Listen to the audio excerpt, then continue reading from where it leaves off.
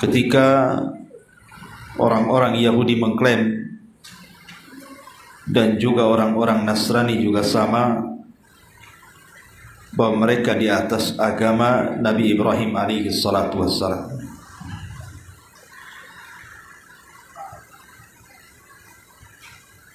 Kemudian ayat selanjutnya tidak perlu kita jelaskan karena ini pelengkap saja. Kita masuk pada ayat yang ke-142. Sayaqulus sufaha'u minan nas ma wallahum an qiblatihim allati kanu 'alaiha qul lillahil masyriq wal maghrib yahdi man yasha'u ila siratim mustaqim. Orang-orang yang kurang akal itu di antara manusia pasti akan berkata, apakah yang memalingkan mereka kaum muslimin dari kiblat yang dahulu mereka berkiblat kepadanya? Katakanlah wahai Muhammad, milik Allah lah arah timur dan barat. Dia memberi petunjuk kepada siapa yang dikehendakinya ke jalan yang lurus. Ma'asyiral muslimat yang dimuliakan Allah Subhanahu wa taala. Ayat ini turun kepada Nabi sallallahu alaihi wasallam sebelum perintah pengalihan kiblat.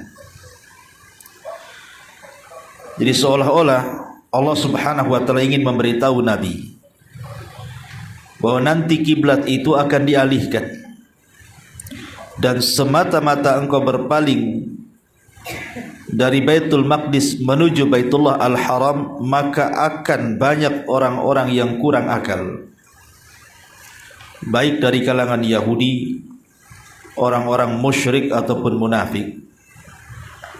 Pasti mereka akan mencela kamu dan mengatakan, mengapa mereka orang-orang Islam memalingkan kiblat dari kiblat yang mereka dahulu berkiblat di situ? Artinya bahwa hanya semata-mata Rasul sallallahu alaihi wasallam memalingkan kiblat itu nanti akan banyak kritikan. Dan para ulama sejarah mengatakan bahwa orang yang pertama kali salat menghadap Baitullah Al-Haram adalah Bara ibnu Ma'rur. Siapa? Bara ibnu Ma'rur. Itulah yang pertama kali sahabat Nabi sallallahu alaihi wasallam yang salat menghadap Baitullah Al-Haram. Jadi begini kisahnya. Bara ibn Ma'rur ini adalah salah satu sahabat yang as-sabiqun al-awwalun dari kalangan orang Ansar. Dia mengikuti baiat Aqabah yang pertama dan baiat Aqabah yang kedua. Jadi Bara ibn Ma'rur ini ketika bersama rombongannya dari Madinah melakukan perjalanan ke Mekah untuk membaiat Rasul dalam baiat Aqabah yang kedua. Tiba-tiba di tengah jalan datang waktu salat. Maka para sahabat dari kalangan Ansar ini semua salat. Semua menghadap Baitul Maqdis kecuali Bara. Bara malah menghadap Baitullah Al-Haram. Jadi ditegurlah sama kawan-kawannya, Bara, kenapa engkau menghadap Baitullah Al-Haram? Bukankah Rasul salat menghadap Baitul Maqdis? Kata Bara ibn Ma'rur, entah kenapa aku tidak sanggup membelakangi Ka'bah, sehingga aku malah menghadap Ka'bah. Pokoknya aku tidak tahu, pokoknya aku tidak mau membelakangi Ka'bah itu. Jadi dia tidak memberikan alasan yang jelas, hanya dia tidak mau membelakangi Ka'bah saja. Makanya dia salat mengarah ke Baitullah Al-Haram, yang lainnya mengarah ke Baitul Maqdis karena belum ada peralihan kiblat. Ketika kemudian rombongan ini sampai kepada Nabi SAW pada pembaiatan Aqabah yang kedua, jadi orang-orang Ansar ini melaporkan, di tengah jalan mereka salat, kami semua menghadap Baitul Maqdis kecuali Bara ibn Ma'rur. Maka Nabi SAW memanggil Bara ibn Ma'rur dan meminta alasannya. Maka alasan Bara persis seperti yang dikatakan ketika ditanya orang-orang Ansar kawan-kawannya. Maka Rasul mengatakan, ya Bara, kalau engkau mau sabar, pasti kiblat itu akan dipalingkan, asal kau sabar saja. Seolah-olah Nabi SAW sudah ada firasat bahwa Allah akan memalingkan kiblatnya. Ma'asyiral muslimat yang dimuliakan Allah Azza wa Jalla, dari sini kita tahu bahwa Bara ibn Ma'rur inilah sahabat yang pertama kali menghadap Baitullah Al-Haram saat melaksanakan sholat. Taib. Ayat ini menjelaskan kepada kita bagaimana kebencian orang-orang Yahudi, orang-orang musyrik dan juga munafik saat peralihan kiblat itu. Jadi orang-orang musyrik Arab, khususnya orang-orang Mekah, ketika Nabi SAW mereka mendengar mengalihkan kiblat dari Baitul Maqdis menuju Baitullah Al-Haram, maka orang-orang musyrik menganggap bahwa sebentar lagi Muhammad akan pulang ke tempat kelahirannya dan akan meninggalkan agama barunya dan akan bergabung lagi dengan kami. Itu prasangka orang-orang musyrik Arab. Mereka kan tidak tahu menahu soal pengalihan kiblat, sehingga mereka hanya mengira-ngira saja. Oh, Muhammad itu mengalihkan kiblat dari Baitul Maqdis ke Baitul Al-Haram itu karena sudah mulai meninggalkan agama barunya, agama yang ia dakwahkan dan akan kembali kepada kesyirikan. Itu alasan orang-orang musyrik. Lain pula dengan alasan orang-orang Yahudi. Orang-orang Yahudi menganggap bahwa ajaran Nabi SAW adalah ajaran yang tidak istiqomah. Masa sekali-kali menghadap Baitul Maqdis, kok sekarang beralih ke Baitul Al-Haram? Ini agama apa? Lah orang-orang munafik pun sama dengan alasan orang-orang Yahudi. Tetapi orang munafik itu mereka mengatakan seperti itu dengan mengatakan agama Muhammad itu agama bingung. Kadang menghadap Baitul Maqdis, kadang menghadap Baitul Al-Haram. Tetapi orang munafik mengucapkan kalimat itu karena istihza'an. Istihza', hendak mengolok-olok Nabi, hendak merendahkan Nabi SAW, maka mereka mengatakan seperti itu. Makanya kemudian Allah Subhanahu wa taala menggambarkan mereka di sini, di mana Allah Subhanahu wa taala berfirman, sayaqulus sufaha'u minan nas, akan ada orang-orang yang kurang akal dari kalangan manusia itu, mereka berkata, ma wallahum an qiblatihim allati kanu 'alaiha.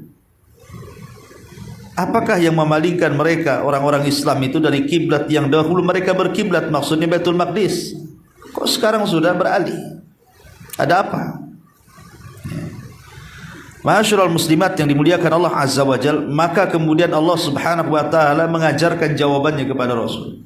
Qul lillahil masyriq wal maghrib. Terserah Allah. Allah yang memiliki arah timur ataupun arah barat. Mau menghadap ke Baitul Maqdis, mau menghadap ke Baitullah Al-Haram, terserah Allah. Itu semua perintah Allah Subhanahu wa taala.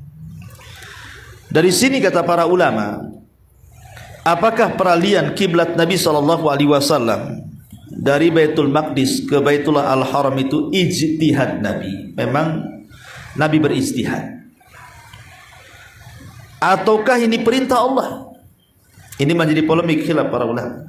Ada yang mengatakan itu ijtihadnya Nabi, tapi pendapat yang kuat ini bukan ijtihad Nabi, ini perintah Allah. Jadi Allah Subhanahu wa taala memerintahkan agar Nabi SAW mengalihkan kiblat dari Baitul Maqdis ke Baitul Al-Haram. Karena begini Bu ya, jadi ketika Rasul berada di Mekah, Nabi SAW bisa menghadap dua kiblat. Karena Rasul biasanya sholat di antara dua rukun. Sehingga kalau umpamanya seandainya Baitul Al-Maqdis sebelah sana, kemudian Ka'bah di sini, maka Rasul akan kemudian menjadikan dua kiblat. Jadi diarahkan ke Ka'bah, yang kemudian kalau diluruskan itu sampai ke Baitul Maqdis. Itulah kebiasaan Rasul. Dia akan mengarah kedua kiblat ke Mekah dan ke Palestina. Kalau di Mekah. Tapi setelah hijrah kan tidak bisa, karena masing-masing membelakangi masalahnya. Kalau Nabi menghadap Baitul Maqdis secara otomatis Mekah di belakangnya. Tapi kalau menghadap Mekah secara otomatis Baitul Maqdis di belakangnya. Kan tidak bisa meluruskan. Ya. Tetapi Nabi SAW sangat ingin kalau kiblat itu dialihkan dari Baitul Al-Maqdis ke Baitul Al-Haram. Tapi Rasul tidak meminta. Dan ini sebagai adab Rasul kepada Allah. Rasul hanya berkeinginan saja. Sebagaimana perkataan Bara, Rasul itu cinta kalau seandainya Ka'bah itu menjadi kiblat. Dari sini maka turun ayat, fawalli qad nara taqalluba wajhika fis sama falanuwalliyannaka kiblatan tardaha. Aku lihat engkau selalu mengarah-arahkan wajahmu ke langit. Dan Allah paham, maka Allah mengatakan sekarang arahkan wajahmu ke Baitullah Al-Haram. Maka terjadilah peralihan kiblat dari Baitul Maqdis ke Baitullah Al-Haram. Ya.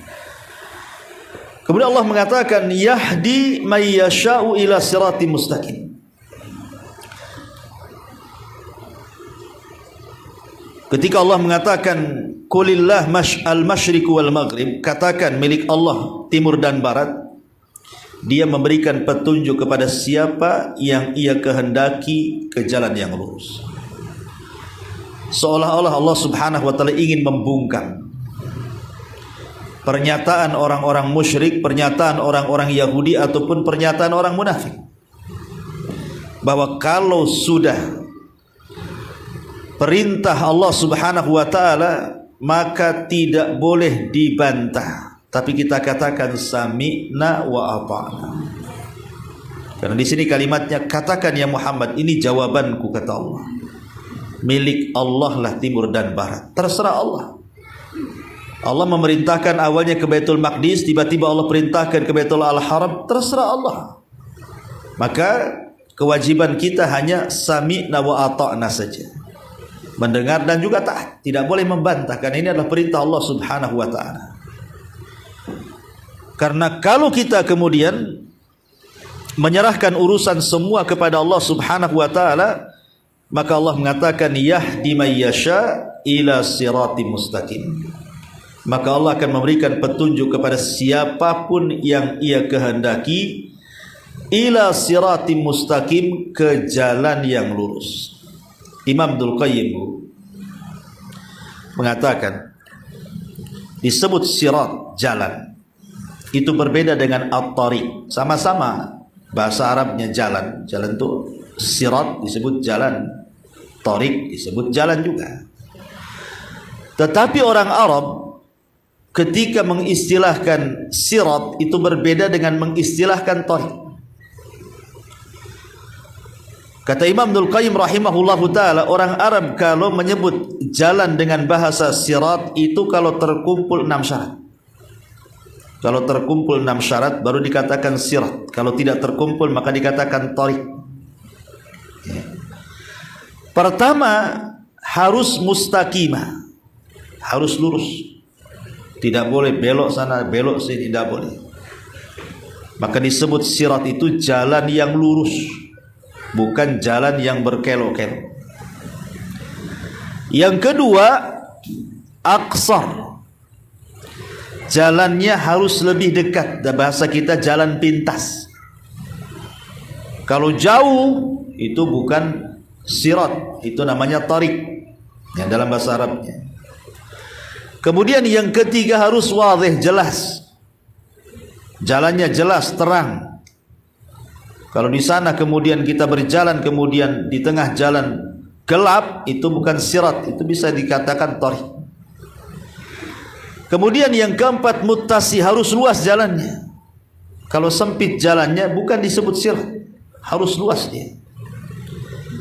Kemudian juga yang nomor 5, al-musilil maksud, harus sampai ke tujuan.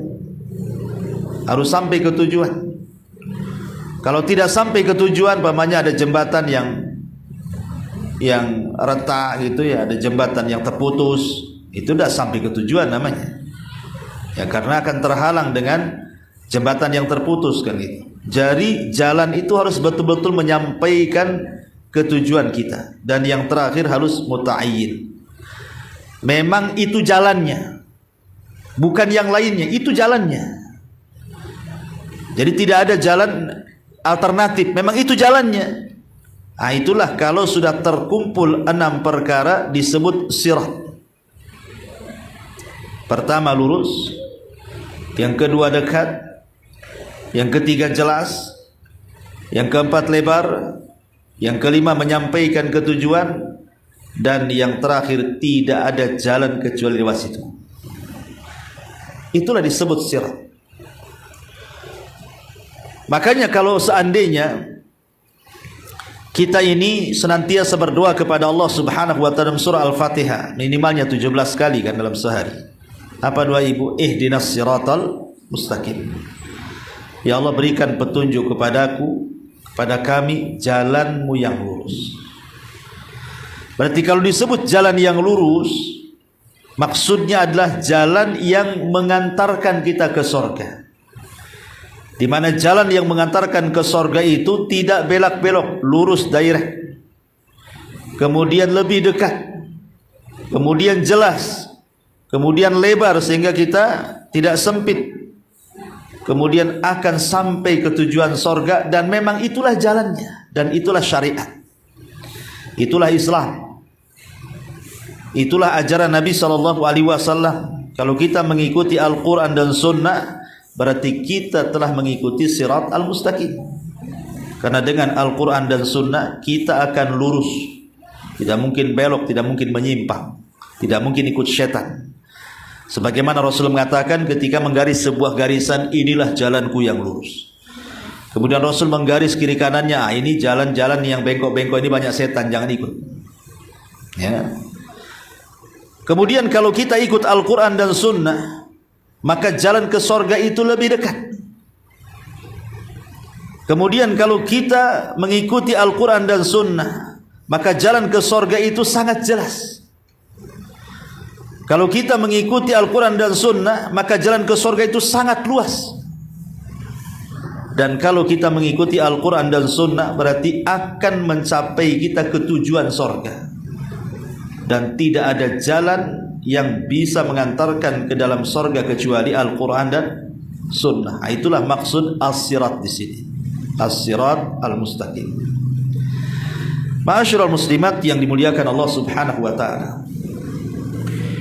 Bicara tentang peralihan kiblat ini, sebenarnya Nabi SAW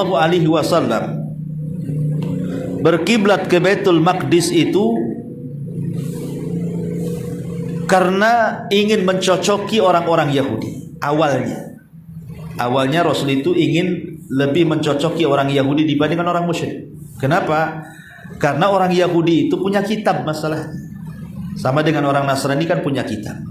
Jadi kalau tidak ada perintah dari Allah, maka Rasul akan berusaha mencocoki orang Yahudi. Karena orang Yahudi punya kitab, jangan-jangan itu memang perintah dalam kitab mereka, sementara kitab mereka adalah kalam Allah.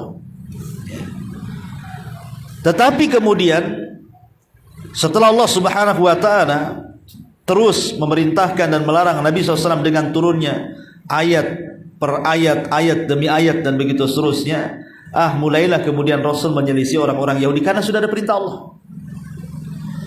Makanya ketika belum ada perintah Allah Subhanahu wa taala tentang peralihan kiblat, 3 tahun Rasul di Mekah, Rasul masih menghadap Baitul Maqdis walaupun disejajarkan dengan Mekah. Kemudian setelah hijrah juga masih menghadap Baitul Maqdis selama, ada yang mengatakan 16 bulan, ada yang mengatakan 17 bulan. Baru setelah 17 bulan atau 16 bulan Nabi SAW menghadap Baitul Maqdis, barulah kemudian turun ayat tentang peralihan kiblat. Tapi Rasul sudah tahu, semata-mata kiblat dialihkan pasti akan dijadikan pembicaraan manusia. Sayaqulus sufaha'u minan nas. Pasti orang-orang safi, orang-orang bodoh itu akan bicara, dan betul. Bahkan ada sebagian yang murtad. Bahkan orang-orang munafik mencela Nabi. Orang-orang Yahudi mengatakan agama mencela-mencela, agama bingung dan begitu seterusnya. Bahkan orang musyrik menyangka Rasul akan kembali ke agama musyriknya. Macam-macam manusia itu ketika itu mengolok-olok Nabi SAW. Tapi Nabi SAW sudah tahu, karena Allah sudah kasih tahu. Maka Nabi SAW seolah-olah Allah katakan jangan kau hiraukan ucapan mereka. Karena disebut safih itu artinya khafiful aqli, akalnya ringan, akalnya sedikit. Dan seorang penyair mengatakan bahwa melawan orang yang akalnya sedikit itu dengan cara diam. Jangan dilayan, Bu, kalau ada orang setengah gila, nanti menjadi gila. Ya. Karena orang gila ini kayak orang bisu, kadang-kadang nular. Ibu nggak bisu, ngomong sama orang bisu, nular kan, Bu? Akhirnya ibu jadi bisu juga pakai isyarat ini kan. Ngomong sama orang gila itu kayak gitu tuh. Maka ibu ikut gila, makanya melawan orang gila ini diam saja. Ya. Seolah-olah Allah Subhanahu wa taala katakan diam saja. Sudah. Arahkan saja kiblatmu dari Baitul Maqdis ke Baitul Al-Haram. Karena ini adalah perintah Allah Subhanahu wa taala. Lama-lama juga mereka akan tahu. Jadi Nabi SAW menghadap Baitul Maqdis tadi 3 tahun di kota Mekah sebelum hijrah, 16 atau 17 bulan setelah hijrah Nabi SAW baru ada peralihan kiblat. Lah peralihan kiblat sendiri, ma'asyiral muslimat yang dimuliakan Allah Subhanahu wa taala, tentu ada maksudnya. Ada maksudnya ada hikmahnya. Kenapa kemudian Allah Subhanahu wa taala mengalihkan kiblat gitu ya? Apa sih hikmahnya? Disebutkan dalam sebuah hadis Nabi SAW, dikeluarkan Imam Ahmad dari hadis Aisyah Ummul Mukminin radhiyallahu anha. Nabi bersabda, "Innal yahuda la yahsudunana ala syai'in kama yahsudunana ala yaumil jum'ati allati hadana Allah ilaiha wa dhallu anha. Wa 'alal qiblati allati hadana Allah ilaiha wa dhallu anha wa 'ala qaulina khalfal imami amin." Kata Nabi SAW di hadapan para sahabat, orang Yahudi itu tidaklah mereka hasad kepada kita kecuali karena 3 perkara. Pertama, mereka hasad dengan hari Jumat yang Allah telah anugerahkan kepada kita, dan Allah sesatkan mereka dari hari Jumat. Jadi orang Yahudi itu tidak suka dengan hari Jumat. Kalau kita berkumpul di hari Jumat itu hasad orang Yahudi. Kemudian yang kedua, tentang peralihan kiblat dari Baitullah Al-Maqdis ke Baitullah Al-Haram. Enggak suka. Kenapa sudah bagus-bagus ke Baitul Maqdis? Itu kan kiblatnya para nabi. Kiblatnya semua para nabi ke Baitul Maqdis. Kenapa pula anda berbalik pula ke Baitul Al-Haram kau sendirian? Semua para nabi ke Baitul Maqdis. Hasad mereka. Pada itu perintah Allah, dan mereka tahu Nabi SAW di atas kebenaran. Kemudian yang ketiga, dan ucapan kita di belakang iman, amin. Di belakang imam ketika ibu salat, amin. Artinya amin itu, ya Allah, kabulkan doa kami. Karena ketika sebelum kita mengucapkan kalimat amin, apa doanya? Ghairil maghdub. Di situ ada kalimat maghdub. Jangan kau, kata Allah Subhanahu wa taala, bukan jalan orang-orang yang kau murkai. Orang Yahudi tahu maksud yang dimurkai siapa? Mereka. Ketika kaum muslim mengatakan, ya Allah ijabahlah kami, jangan mengikuti orang-orang yang kau murkai, makanya orang Yahudi marah. Orang Yahudi hasad dengan ucapan amin itu. Berarti hasadnya Yahudi karena 3 perkara di sini. Hari Jumat, kemudian kiblat, kemudian ucapan amin. Dari sini kita tahu bahwa di antara faedahnya pengalihan kiblat itu untuk apa? Membuat marah orang Yahudi. Membuat marah orang Yahudi. Yang kedua, imtihanul mu'min. Ini juga ujian bagi orang-orang yang beriman. Ujian bagi orang-orang yang beriman karena memang berat mengalihkan kiblat dari Baitul Maqdis ke Baitul Al-Haram, itu berat sekali. Makanya kemudian ini ujian. Mau enggak mereka menerima perintah Allah Subhanahu wa taala dan mengatakan sami'na wa ata'na? Maka keimanan mereka diuji karena banyak para sahabat yang kemudian saya katakan tadi akhirnya meragukan ajaran Rasul. Kok Islam, kok agama Islam ini gimana ceritanya? Maka diuji mereka, ya. Kemudian juga yang ketiga, bahwa dengan kita tidak mengarah ke kiblatnya Yahudi, kemudian kita mengarah kepada kiblat kita sendiri, menunjukkan di sini apa? Nabi SAW ingin mengajarkan kepada kita untuk senantiasa menyelisihi orang kafir. Kalau bisa kita selisihi orang kafir. Kemudian juga yang keempat, bahwa setiap perintah yang datang dari Allah Subhanahu wa taala itu sebuah nikmat.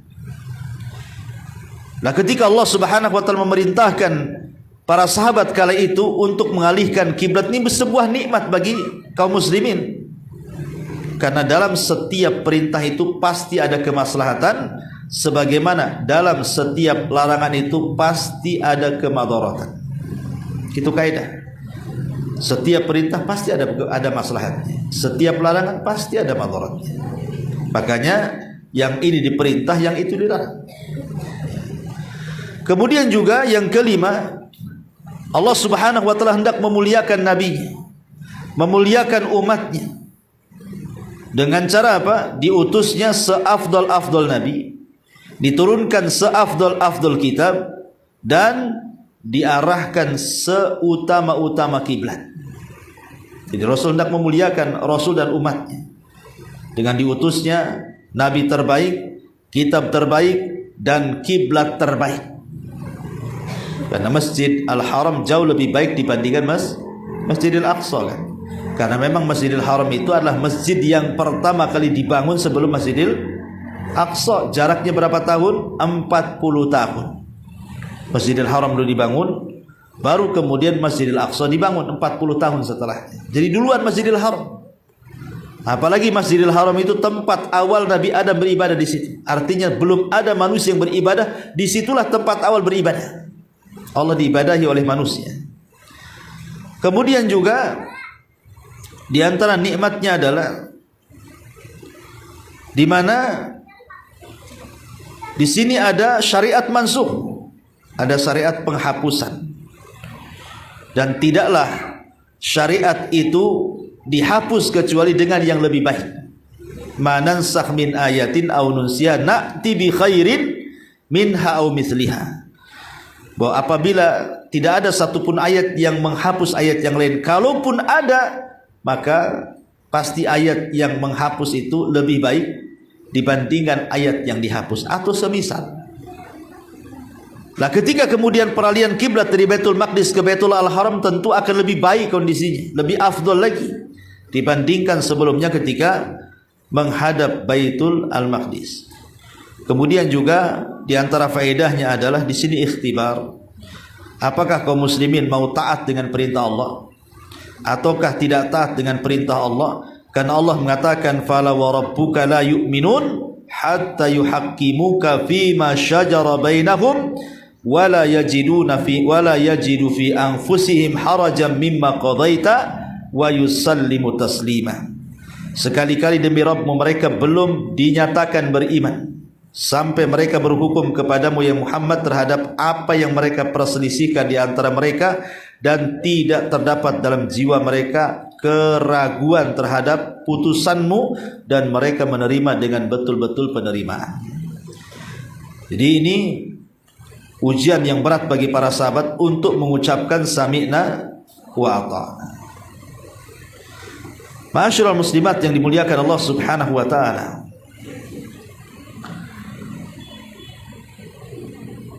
Ada beberapa pelajaran yang bisa kita ambil petik. Kalau tadi hikmah, sekarang pelajarannya. Ya. Pelajaran dari peralihan kiblat. Ada yang mengatakan bahwa peralihan kiblat itu yang pertama kali terjadi di salat asar. Nabi SAW ketika diperintahkan mengarahkan kiblat dari Baitul Maqdis itu sedang salat asar. Dan salat asar itu disebut salat wusta. Salat yang dikatakan dalam Al-Quran, hafidhu ala salawati was salatil wusta. Jaga oleh kalian 5 waktu salat, terutama salat wusta, itulah salat asar. Di salat inilah Rasul pertama kali kemudian mengarahkan kiblat tahun kedua Hijriah, tepat di bulan Sya'ban. Ya, bulannya bulan Sya'ban, kemudian tahunnya di 2 Hijriah, gitu ya. Lah Nabi SAW di situ diperintahkan. Lah kebetulan ketika Nabi SAW sudah menghadap Baitullah Al-Haram dan tidak lagi mengarah ke Baitul Maqdis, orang-orang Kuba belum tahu. Orang-orang Kuba itu belum tahu bahwa ada peralihan kiblat. Maka Rasul mengutus orang untuk ngasih tahu ke Kuba, orang yang sholat di Masjid Kuba itu, karena Masjid Kuba kan masjid yang pertama dibangun Nabi sebelum Masjid Nabawi. Tetapi keutamaannya tentu lebih besar Masjid Nabawi dibandingkan Kuba. Tapi itulah masjid pertama yang dibangun Nabi. Lah yang menyampaikan peralihan kiblat ke Masjid Kuba itu ketika itu sedang sholat subuh. Jadi para sahabat sedang sholat subuh. Rakaat pertama mereka menghadap Baitul Maqdis. Ketika masuk ke rakaat kedua, kemudian ada pemberitahuan dan mereka sedang sholat bahwa kiblat sudah dialihkan. Maka mereka berputar 180 derajat. Berputar sedang ruku. Dalam posisi ruku mereka berputar. Yang tadinya menghadap Baitul Maqdis akhirnya membelakangi Baitul Maqdis, karena yang satu di sana, yang satu di sini, ya kan, 180 derajat tadinya kan, mutar ketika ruku. Akhirnya kemudian mereka merasa bersalah, macam mana dengan rakaat pertama yang kami menghadap Baitul Maqdis, dan macam mana pula dengan rakaat yang kedua. Maka Allah Subhanahu wa taala turunkan ayat bahwa tidak akan Allah sia-siakan salatnya. Ya, Allah tidak akan menyia-nyiakan baik rakaat pertama yang menghadap ke Baitul Maqdis ataupun rakaat kedua yang menghadap Baitullah Al-Haram, tetap dua-duanya ada pahalanya. Ma'asyiral muslimat yang dimuliakan Allah Subhanahu wa taala. Jadi pelajarannya di sini pertama bahwa termasuk sifat dari sifat-sifat orang yang beriman adalah tidak boleh ada keraguan dengan perintah Allah dan Rasul. Tidak boleh. Ibu jangan ragu-ragu. Kalau sudah Allah yang perintahkan, sami'na wa ata'na. Kalau Allah yang melarang, tinggalkan, sami'na wa ata'na. Tidak boleh ada keraguan. Makanya kemudian ada satu kisah di zaman Rasul itu. Ketika Nabi SAW datang kepada Zainab bintu Jahsin. Zainab bintu Jahsin untuk melamarkan melamarkan kepada anak angkat Rasul namanya Zaid ibn Haritha. Tiba-tiba kemudian Zainab menolak. Dikiranya Rasul meminang untuk dirinya, tapi rupanya untuk anak angkatnya Zaid. Tetapi kemudian turun ayat. Atas penolakan Zainab itu turun ayat. Apa ayatnya? Maka nali mu'minin wala mu'minatin idza qadallahu wa rasuluhu amran an yakuna lahumul khiyaratu min amrihi wa man ya'sillaha wa rasulahu faqad dhalla dhalalan ba'ida. Tidak layak bagi seorang mukmin laki-laki dan perempuan apabila Allah dan Rasulnya sudah memerintahkan sebuah perkara, tiba-tiba ada kebingungan dalam hatinya. Tidak boleh, karena barang siapa yang bermaksiat kepada Allah dan Rasulnya maka dia telah tersesat dengan kesesatan yang jauh. Akhirnya ketika turun ayat ini, maka Zainab pun mengatakan sami'na wa ata'na. Kalau aku harus menikah dengan Zaid, ya sudah, karena ini perintah Allah dan juga perintah Rasul. Menikahlah Zaid dengan Zainab walaupun tidak lama. Kemudian Allah memerintahkan Zainab atau Zaid untuk menceraikan Zainab. Ketika habis masa iddahnya, Allah perintahkan Rasul untuk menikahi Zainab, menikahi bekas istri anak angkat. Untuk apa? Untuk membatalkan tradisi jahiliyah bahwa anak kandung itu sekedudukan dengan anak angkat. Beda. Anak kandung beda dengan anak angkat, karena anak kandung itu ada pertalian banyak. 1 mahram, 2 wali, 3 waris. Kan itu ya. Kalau anak angkat 3-3-nya tidak bisa. Anak angkat itu tidak ada hubungan mahram kecuali kalau seandainya dicarikan jalan mahramnya, seperti disusui atau dinikahkan dengan keluarga yang ada mahram, gitu ya. Kemudian yang kedua, ada hubungan, tidak ada hubungan waris. Anak angkat walau diambil dari bayi sekalipun tidak ada hubungan waris, nggak dapat waris kecuali hibah, ya. Kemudian yang ketiga, tidak ada hubungan wali. Jadi kalau anak perempuan, anak angkat, tidak bisa bapak angkatnya menikahkan. Siapa yang menikahkan? Kalau dia tidak punya bapak, maka Rasul mengatakan fasultanu waliyun mala waliyalah. Berarti yang menikahkan sultan, penguasa, dalam ini Pak Kuala sebagai perwakilan penguasa, ya. Ini yang pertama. Dalam ayat ini bahwa Nabi SAW, apa Allah Subhanahu wa taala mengajarkan kepada Rasul untuk al-imtithalu bi amrillah wa rasulihi dunat taraddudi. Berusaha melaksanakan perintah Allah dan Rasulnya tanpa ada keraguan-raguan. Yang kedua, at-tarabut al-wathiq bainal kiblataini wa bainal masjidaini. Ketika Nabi SAW kemudian sewaktu-waktu mengarah ke Baitul Maqdis, tiba-tiba Allah perintahkan kemudian mengarah ke Baitullah Al-Haram supaya ada ikatan kuat antara 2 kiblat dan 2 masjid, Masjidil Haram dan Masjidil Aqsa. Jadi kalau hari ini, inilah berlaku hari ini. Ketika Masjidil Aqsa kemudian diserang dan hendak dirobohkan, maka kita tidak bisa diam. Itu kan tanggung jawab orang Palestina. Oh tidak, Masjidil Aqsa itu tanggung jawab semua kaum muslimin, termasuk kita. Kenapa? Karena ada hubungan antara Masjidil Haram dan Masjidil Aqsa. Apa hubungannya? Dua-duanya pernah jadi kiblat. Dua-duanya pernah menjadi kiblat kita kaum muslimin. 3 tahun di Mekah, 16 bulan di Madinah. Bahkan dari tempat itu Nabi SAW berakhir Isra dan bermula Mi'raj dan berakhir Mi'raj kemudian kembali ke Mekah. Jadi ada hubung kait di situ. Jangan kita katakan itu urusan orang Palestina. Itu urusan kita semua di sini. Tanggung jawab kita semuanya. Kemudian yang ketiga, hubbu Rasulullah SAW li bait al-haram. Di sini ada isyarat kecintaan Rasul kepada Baitullah Al-Haram. Makanya Rasul ingin pindah, kiblat itu dipindahkan, menunjukkan kecintaan Rasul kepada Mekah. Makanya ketika Nabi SAW terusir dari Mekah, kemudian naik ke atas ketinggian, apa kata Rasulullah? Wallahi innaki la khairu ardillah wa ahabbu ardillah ilallahi walaula anni ukhrijtu minki ma kharajtu. Kata Rasul, demi Allah, engkau sebaik-baik bumi Allah. Engkau adalah bumi yang dicintai Allah kepada Allah. Kalau seandainya kaumku tidak mengeluarkan aku atau tidak mengusirku, aku tidak akan keluar. Menunjukkan kecintaan Rasul kepada Mekah.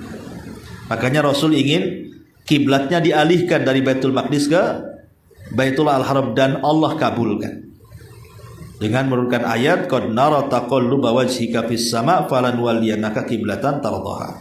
Kemudian yang keempat, bahwa kiblat, annal kiblata linnasi jami'an sarat wahida, bahwa dengan peralihan kiblatnya kaum muslimin dari Baitul Al-Maqdis ke Baitul Al-Haram menjadi ikatan kuat persatuan kaum muslimin dimanapun mereka berada.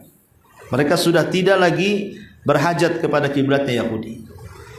Menunjukkan persatuan kuat dimanapun kaum muslimin berada, entah di baratnya, di timurnya, di selatannya, di utaranya. Kalau mereka sholat, maka semua harus mengarah ke Baitul Al-Haram. Dan ini adalah tauhidul muslimin. persatuan kaum muslimin. Macam mana caranya coba? Kaum muslimin itu banyak di mana-mana. Ya dengan cara kiblat itulah yang menyatukan mereka. Kita bukan menyembah batu, tidak. Kiblat itu hanya untuk kiblat saja. Tetap menyembah Allah Subhanahu wa taala. Kemudian juga yang kelima, fadlul ummatil Muhammadiyah.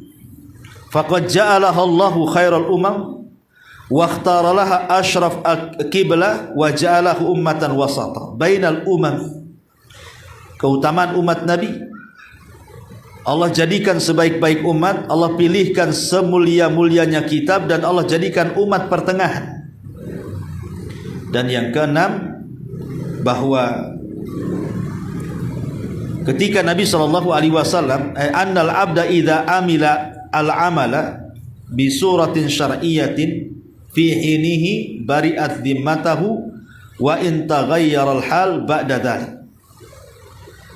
Jadi seorang hamba apabila mengamalkan sebuah amalan dalam bentuk amalan syar'i, walaupun pamannya kan sudah dihapus dan dia tidak tahu, maka bukan tanggung jawab dia lagi. Seperti orang yang sholat menghadap Baitul Al-Maqdis padahal kiblat sudah diarahkan, kan dia kan tidak tahu masalahnya, maka itu bukan tanggung jawab dia lagi. Tetap Allah Subhanahu wa taala akan mengganjar orang tadi. Dan yang terakhir, bahwa orang-orang Yahudi dan juga Nasrani, mereka tidak akan redha. Mereka selamanya tidak akan redha dengan pengalihan kiblat itu, dan mereka akan senantiasa hasad. Ya, bahkan bukan hanya pengalihan kiblat, seluruh syariat Islam mereka tidak akan redha. Karena Allah yang mengatakan walan tardha ankal yahud walan nasara hatta tattabi'a millatahum.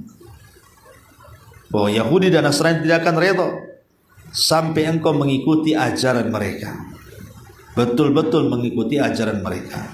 Sebagaimana mereka tidak mau berkiblat kepada kiblat kita, kita pun tidak mau berkiblat dengan kiblat mereka. Lakum dinukum waliyadin. Ya, sudah ada pembatas di sini. Keyakinan kita, keyakinan kita, keyakinan kalian, keyakinan kalian. Ma'asyiral muslimat yang dimuliakan Allah Subhanahu wa taala, itulah di antara hikmah dari tahwilul kiblah, peralihan kiblat dari Baitul Maqdis ke Baitullah Al-Haram. Wallahu a'lam bishawab. Baik, ini saja yang bisa saya sampaikan.